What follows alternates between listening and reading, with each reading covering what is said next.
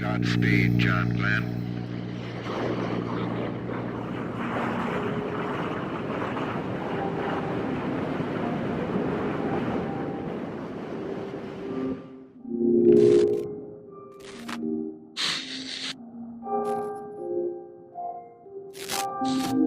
What's going on? I'm your host Amber and you're watching the Museum TV. Take a moment to subscribe to this channel, follow us on all social media, and visit our website, tmtv.world.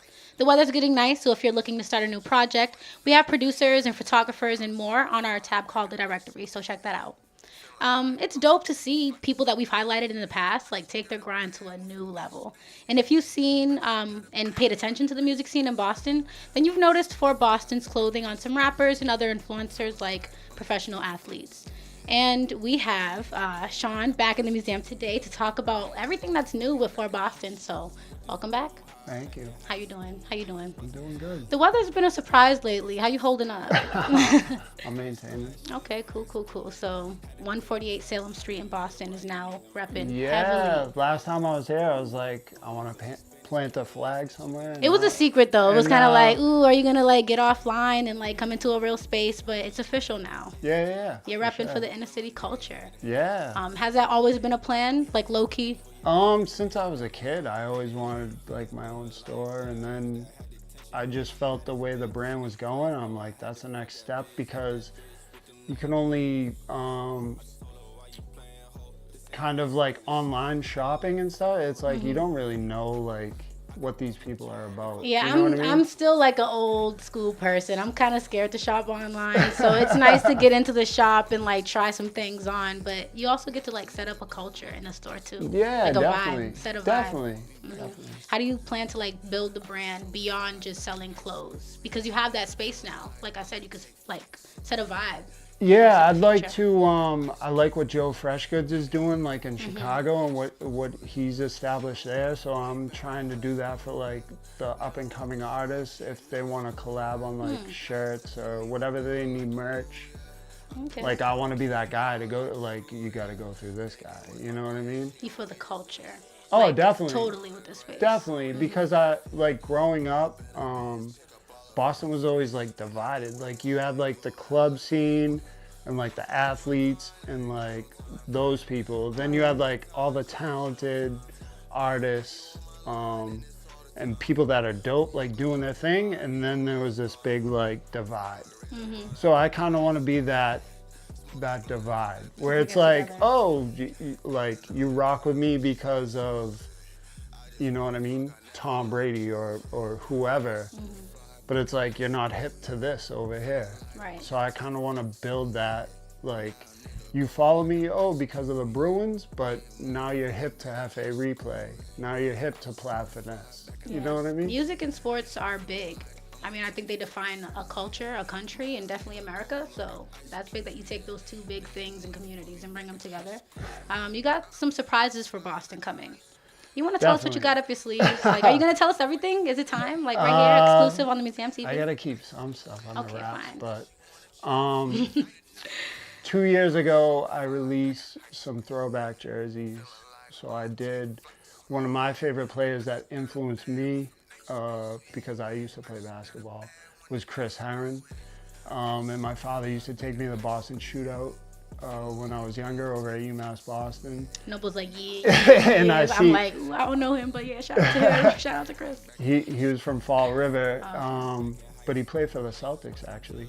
But he played at BC, then he played at Fresno State. He got in trouble at BC, drugs and stuff like that. But now he's turned his life around, and he was just my favorite player when I was coming up. And then so I released his Boston Shootout jersey. I released a Patrick Ewing Cambridge Ridge and Latin jersey and a Reggie Lewis Northeastern. But the quality, like I was buying blank jerseys and we were screen printing them. Yeah.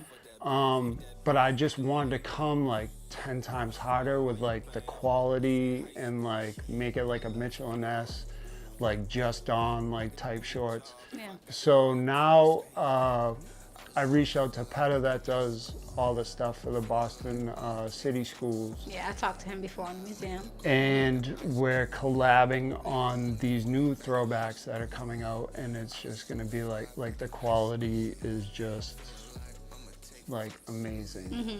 And we're gonna tell the story. I have Dart Adams narrating. We're doing like mini documentaries for each jersey. And Dart Adams, who's like a Boston historian, like you can ask him anything on Boston, he knows.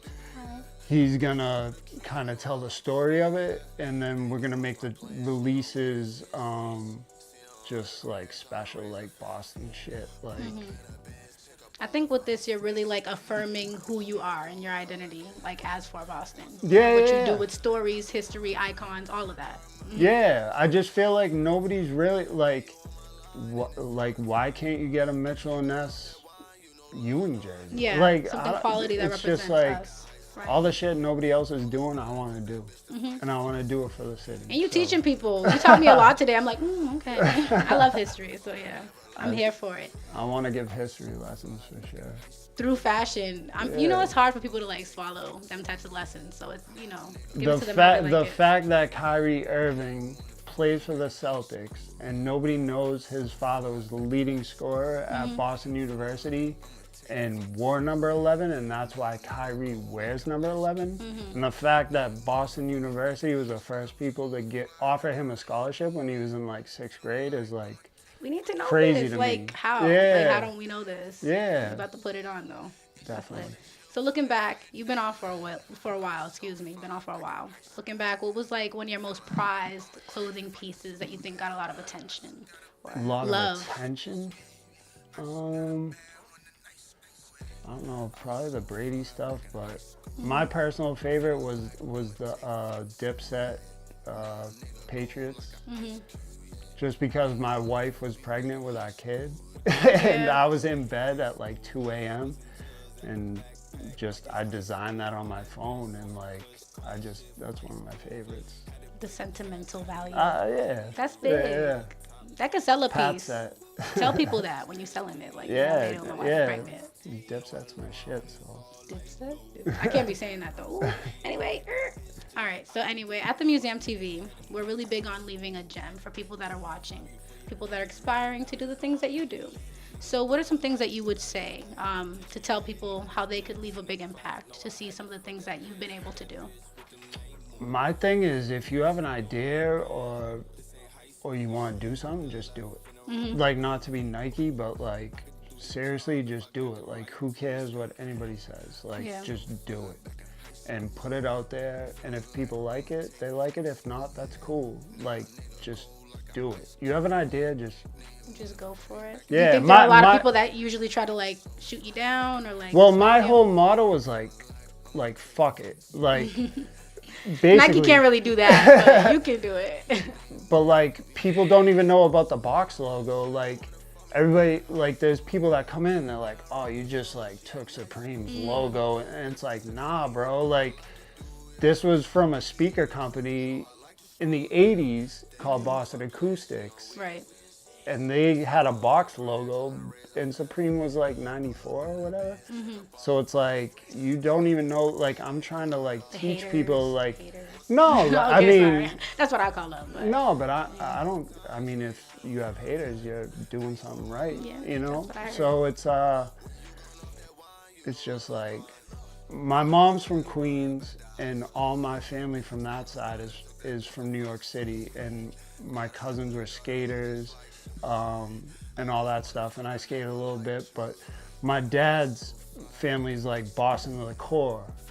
So like, my grandfather, who I never met, used to work for James Michael Curley. He was like the Boston City, like, it's just in my blood. Yeah.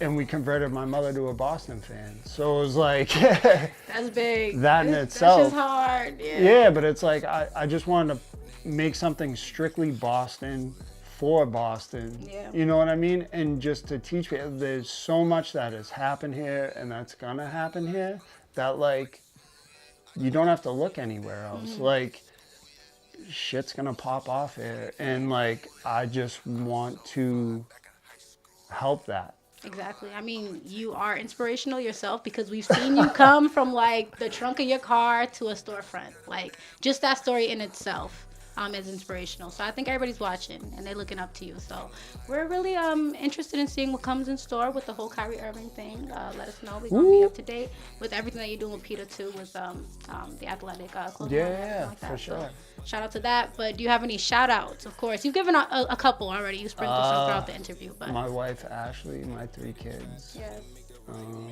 Cashin, Sailor, and Bronx. Cool names, man. Yeah. Cool names. Sorry, I'm still thinking about what my kids' names don't be. But anyway, go ahead. Yeah, and just everybody that supports and actually sees what I'm trying to do. Like, it's love. For sure. And people can visit you now. Want to tell us the address one more time and where people can follow you online? 148 Salem Street in the North End. I'm like tucked right on the corner of Prince and Salem where Bova's Bakery. Everybody knows Bova's. Okay, you said this is the North End, is it? Yeah, so I'm like right there. And